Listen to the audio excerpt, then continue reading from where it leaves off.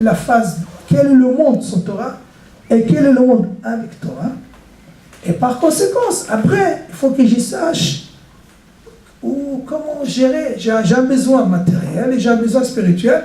Et toute l'intelligence de chacun, c'est d'avoir le bon dosage dans ces domaines. Et trouver l'équilibre. D'accord, alors on va avancer, après on fera la synthèse.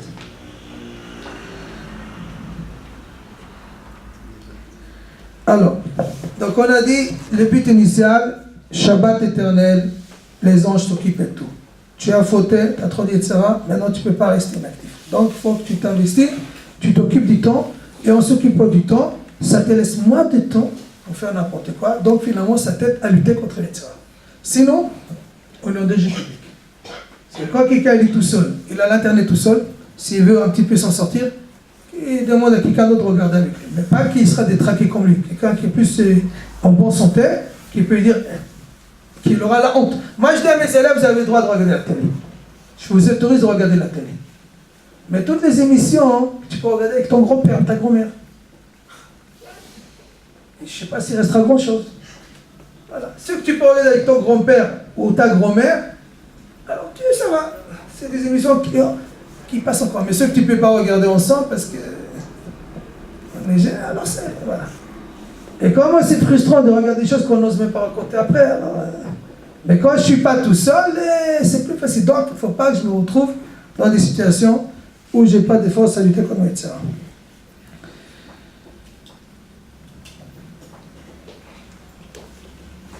Donc, il ressort que Talmud, il y a fait Talmud Torah et Derech Eretz, Shigiat Shneim Shakarat Tavon, l'investissement dans l'étude de la Torah et dans le travail, puisque même l'étude de la Torah, ça épuise. Intellectuellement, quand on fait travailler la tête, regardez quelqu'un qui travaille, je ne sais pas moi, dans l'informatique, ou qui travaille dans n'importe quoi, où il a beaucoup réfléchi, à la fin de la journée, il est fatigué même.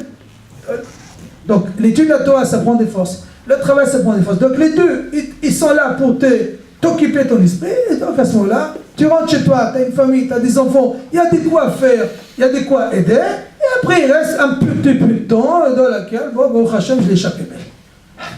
Donc, au Hachem, un jour de gagner.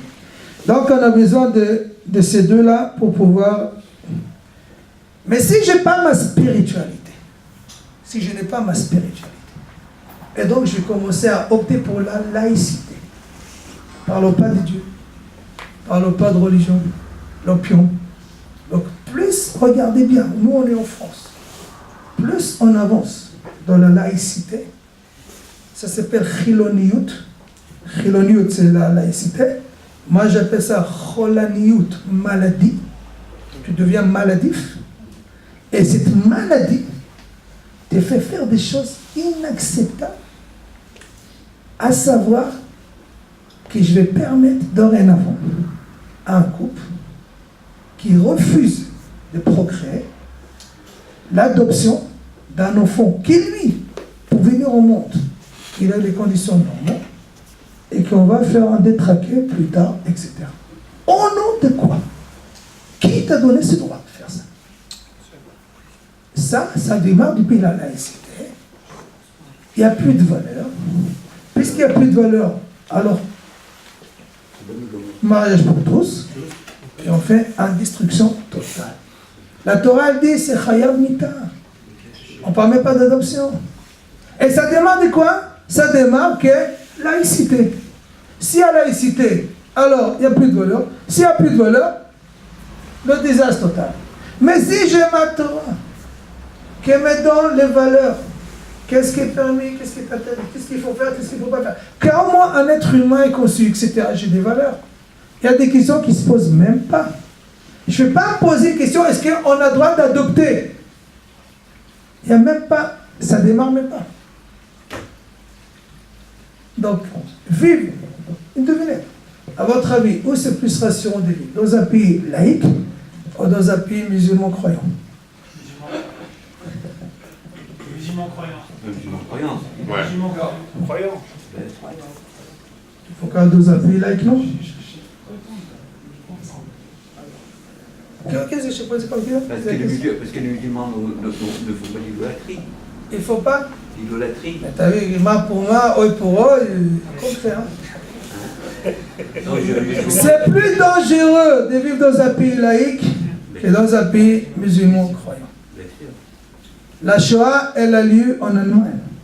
Le pays le plus cultivé, culturé, intellectuel. Rav Elchanan Wasserman, il est passé dans la Shoah. Il était là-bas. Abraham Avinu, il était avec sa femme. Il est arrivé chez Elimelech, un des rois. Il lui a dit, dis que t'es ma soeur. Sinon ils vont te tuer, etc. Alors il a pris, etc. Et finalement le malach, il vient de la nuit, il dit, écoute, tu ne touches pas, c'est une femme mariée, etc. Bon, le lendemain, il rencontre Abraham, mais pourquoi tu ne m'as pas dit que c'était ta femme? Qu'est-ce que tu as vu du mal chez nous, dans notre pays, que tu as dû mentir? Et il a dit, tu sais, chez vous, il y a tout. Tout. Il n'y a pas la crainte de Dieu. C'est-à-dire que dans un pays où il n'y a pas la crainte de Dieu, il n'y a pas une autorité supérieure qui impose une morale, une conduite, à un bon moment, l'intérêt change et tout se renverse. Qu'est-ce que c'est ça normal?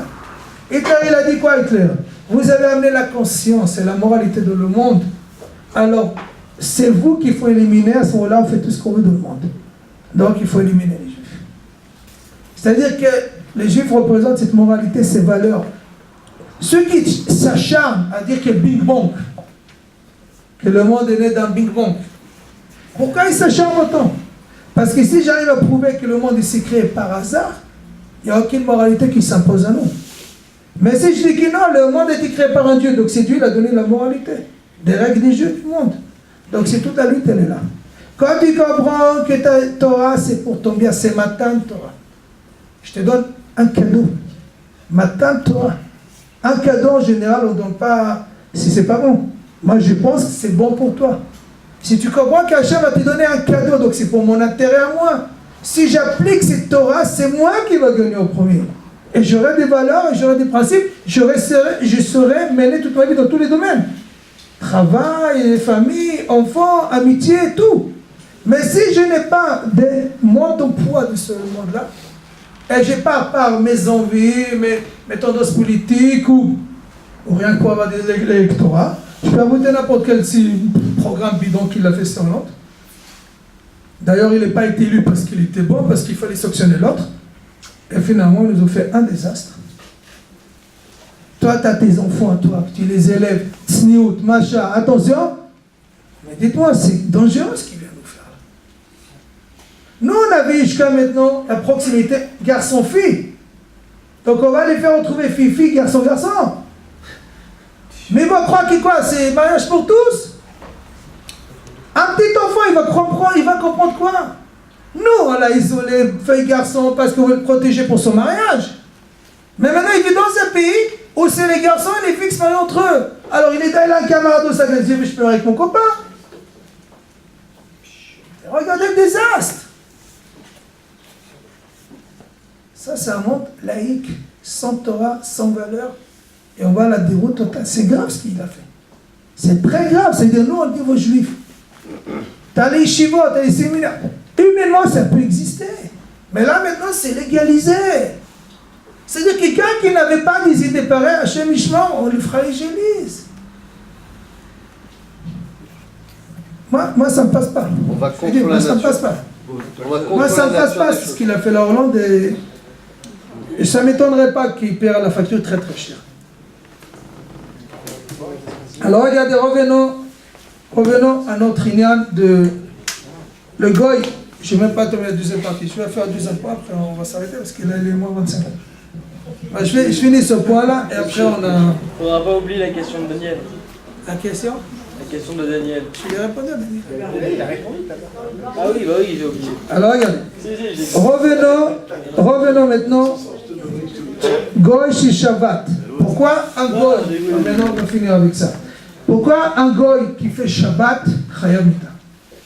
Avec tout ce qu'on a dit. Moi, tu travailles, mieux, c'est. Alors pourquoi maintenant il décide de faire Shabbat, Chayam Mita? Il faut le tuer.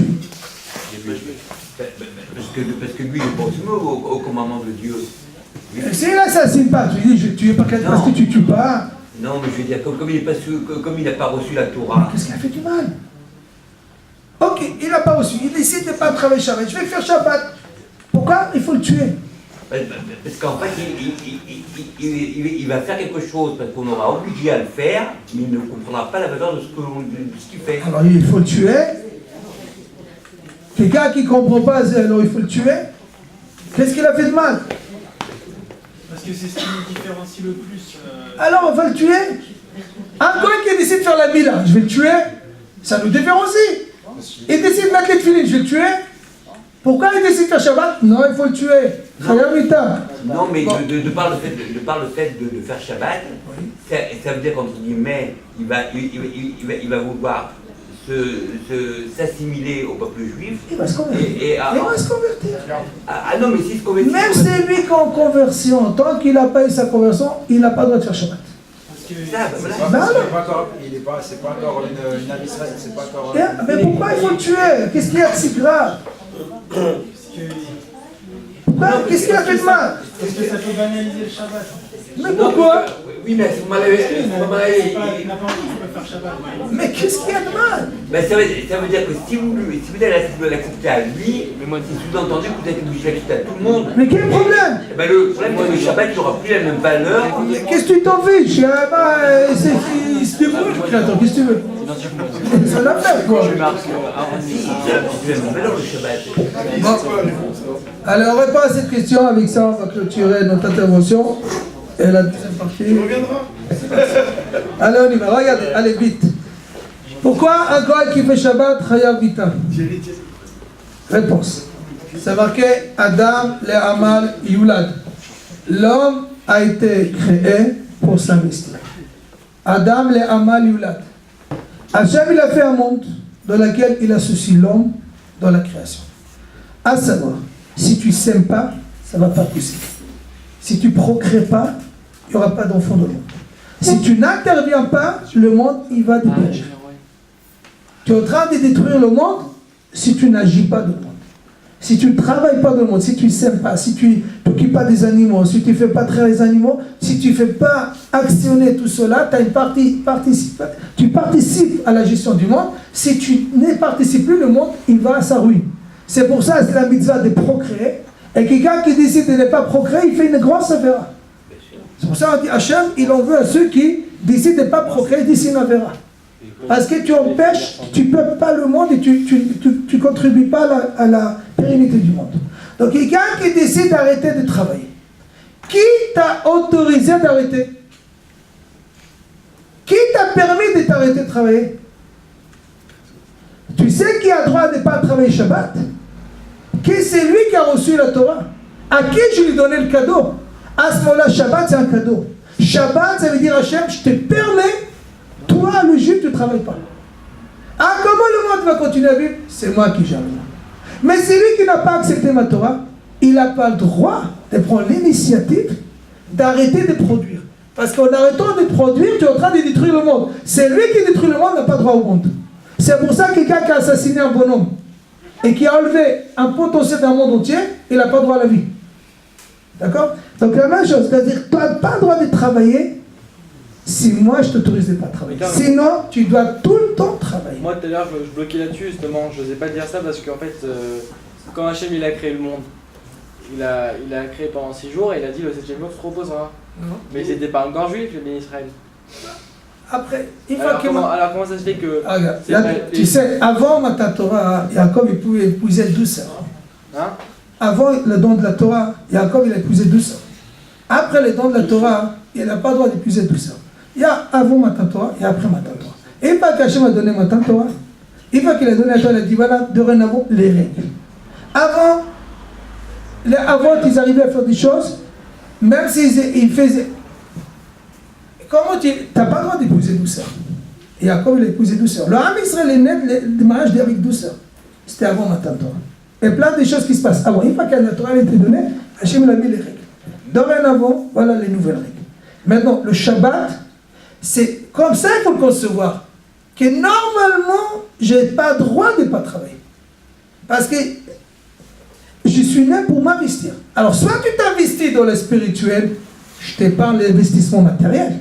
Mais si tu ne t'investis pas dans le spirituel, tu dois t'investir dans le matériel. Tu ne peux pas rester inactif. Tu vois, je suis un parasite de la société. Il faut que tu choisisses ton investissement. Mais celui qui décide de ne pas travailler, ne pas s'investir, Chaya Mita. Maintenant, dernier point sur le Shabbat, avec ça on s'arrête.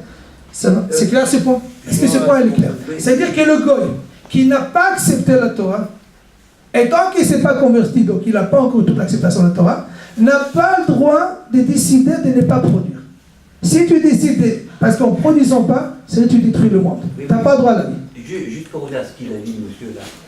Il a dit qu'en fait, il y a eu avant et après le don de la Torah. Et pourtant, on dit bien que Dieu, il a regardé la Torah pour faire le monde. Donc la Torah... Il y a des questions pareilles avant et après. C'est un autre sujet. C'est un autre sujet. C'est-à-dire que nous, on parle. C'est-à-dire, il y a des choses, comment dire, avant que la Torah ait été donnée, après que la Torah ait été donnée, Hachem, il a... Dorénavant, depuis le don de la Torah, c'est ça qui commence. Et avec ça, c'est marqué, pour donc clôturer notre intervention là. Tout celui qui mange du poisson, les jours du poisson, est sauvé du poisson. C'est quoi ce jugement? Tout celui qui mange du poisson, le jour du poisson, est sauvé du poisson. Ah, c'est le vendredi, ça. C'est pas Yitzhak Shitrita Torakim, c'est pas un jugement. En fait, tout celui qui mange du poisson, le jour Beyom Dak, Dalet Gimel, c'est le 7e jour, Shabbat. Tout celui qui mange du poisson le jour du Shabbat est sauvé des Dak, est sauvé du dîner Genam, du Genam. Quel rapport? Regardez un phénomène biologique de la nature. Quand on pêche un poisson, et on ouvre le poisson, et si le poisson il a avalé un autre poisson, le poisson avalé il est à contresens. C'est-à-dire que le grand poisson, il a ouvert sa bouche, et qu'est-ce qu'il a avalé? Ce qui est rentré dans sa bouche. Pas celui qui l'a poursuivi. Il a contresens. Quel est le symbole? Quel est le symbole de cette image-là? C'est une réalité. C'est qu'il n'a pas mangé ce qu'il a poursuivi, il a mangé ce qu'Hachem lui a donné dans sa bouche. C'est le symbole de toute la vie. C'est lui qui croit. C'est lui qui croit au Shabbat. Il comprend que tout ce que j'ai fait dans la semaine à travailler, tout ce que j'ai couru à faire, qu'est-ce que j'ai eu en fin de compte? Ce qu'Hachem a donné comme parnassa. C'est lui qui comprend que c'est Hachem qui donne la parnassa. Alors oui, les jours de Shabbat, je peux ne pas travailler, parce que lui m'a donné l'autorisation de ne pas travailler. Il m'a dit, je m'occupe du reste, tu t'occupes pas de ça, c'est moi qui gère le monde, et le monde continuera à fonctionner même si tu t'arrêtes un jour, parce que c'est moi qui gère. Et si quelqu'un il vit avec cette notion que c'est Hachem qui donne la parnassa, c'est que lui te la braille, et c'est pas parce que tu travailles que tu gagnes de l'argent, c'est juste l'effort que tu fais, mais après c'est Hachem qui te donne toute la tzlacha. Alors tu seras sauvé du Guénam, tu n'as pas besoin de la shonara, tu n'as pas besoin de critiquer l'autre, tu n'as pas besoin de jalouser l'autre, parce que finalement l'autre, c'est pas lui qui te donne, ou il donne quoi que ce soit, c'est Hachem qui te donne. Et ça, c'est la Torah qui t'éduque comment concevoir concrètement le monde, comment le système fonctionne. Et donc maintenant, est-ce que je dois travailler ou me travailler? Plus je vais me travailler, moins j'aurai besoin de travailler. Mais moi, je me travaille, et si en plus je n'ai pas de travail, je suis dans une galère totale. Donc, Rabotai, il y a qui veut s'attacher à Shavuot qui arrive. La tefila qu'on doit faire, les tefilot de Shavuot, c'est de demander un maximum qu'Hachem nous donne la Torah. En donnant la Torah, il va nous ouvrir l'intelligence, le savoir-faire dans tous les domaines. Et si on se ramène notre vie correctement dans tous les domaines, eh bien, ce sera le bonheur, toutes les bénédictions que la Torah a prévues, qui sont accordées à chacun ici. Et Bezrat Hashem, que Mashiach Bezrat Hashem, et qu'on soit assez fort de résister contre toute cette tempête dans laquelle on est en ce moment. Nous, si on a passé le cap, on n'est pas à l'abri, mais nos enfants ils sont encore plus en danger, parce qu'eux ils grandissent avec des valeurs que nous, on les a protégées. Et maintenant, ça fait beaucoup d'embrouilles et il faut bien les cerner, bien les cadrer pour qu'ils ne se fassent pas happer par cette vague et ces tsunamis, Bezrat Hashem, et qu'on arrivera à Bezrat Hashem à un autre niveau.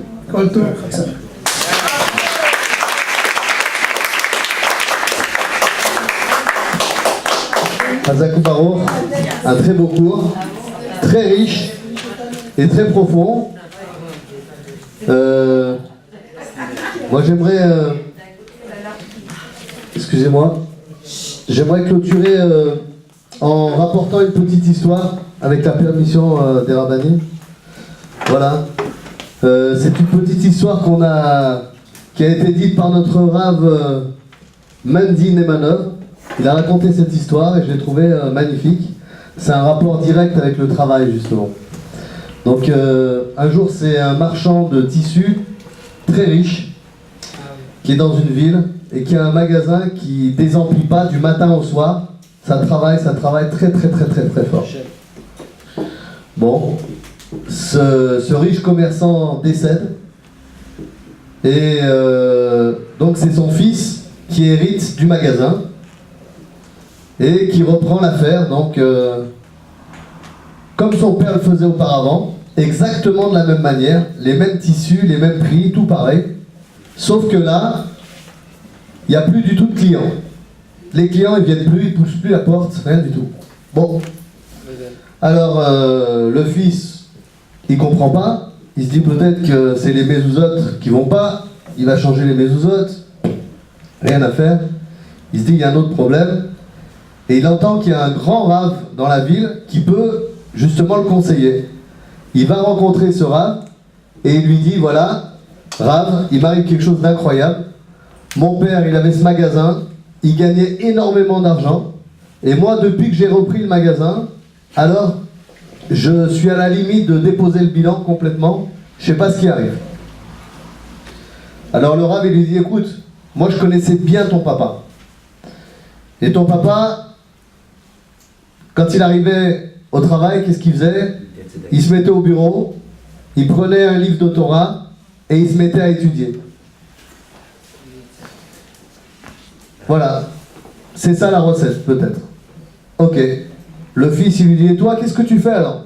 Toute la journée, t'attends, t'es au magasin, tu passes du temps, du matin jusqu'au soir, tu ouvres le magasin, tu attends, qu'est-ce que tu fais toute la journée? Il dit, ben, je tourne en rond, je deviens fou, et je prends le journal et je lis le journal, voilà, j'attends, je laisse passer le temps. Alors il dit, ok, j'ai compris pourquoi le magasin ne travaille plus. Ton père, lui, quand il n'y avait pas de clients, il allait étudier derrière la Torah. Alors, le Yetzer Hara, qu'est-ce qu'il faisait? Il lui envoyait des clients et des clients pour le déranger dans son étude de la Torah. Mais toi, comme tu as déjà le Yetzer Hara de lire le journal du matin au soir, alors il n'a pas besoin de te déranger dans l'étude de la Torah. Voilà Voilà. Donc je t'envoie pas de clients. Voilà. Voilà la petite histoire. Et ça fait réfléchir quand même parce que on se dit que justement le Yetzer Hara, c'est de nous empêcher d'étudier la Torah. Et là, le fait de ne rien faire, eh ben, voilà, il n'y a rien qui se passe. En tout cas, je tenais à te remercier, Avi. Un très bon cours. On va passer à l'apéro, Torah apéro. Donc l'apéro, c'est maintenant. L'apéro est offert par notre ami Michael Partouche, à qui on souhaite une bonne santé. Et bon, il était au bloc opératoire aujourd'hui. Bon, c'est la suite de ces petits arrangements, on va dire. Donc tout va bien. Ça s'est bien passé l'opération, Baruch Hashem. Donc maintenant, juste quelques jours pour le rétablissement. Et j'en profite pour vous annoncer une bonne nouvelle. C'est que notre ami Michael Partouche, il va se marier, Bezrat Hashem, au mois de juin. Donc on aura une Sipra ici, chez Torah Perro, etc. Voilà. On vous annonce également, voilà, toujours dans les annonces du moment, notre ami le Rav Élisée qui organise, comme chaque année je crois, enfin là c'est le cinquième gala, organisé par Élisée et la jeunesse Lubavitch. C'est au profit des soldats israéliens. Donc ils récoltent de l'argent pour acheter des téphilines qui va offrir aux soldats israéliens qui vont eux-mêmes nous protéger les Bnei Israël dans le monde entier. Donc c'est une cause très forte. Et donc ce sera le mercredi 22 mai aux terrasses du parc à 19h30. Donc il y a une entrée à 50 € avec le repas et tout ce qui s'ensuit. étudiants, c'est 40 euros. Et pour les étudiants, c'est 40 euros. Et pour ceux qui n'ont pas d'argent, c'est offert. Voilà.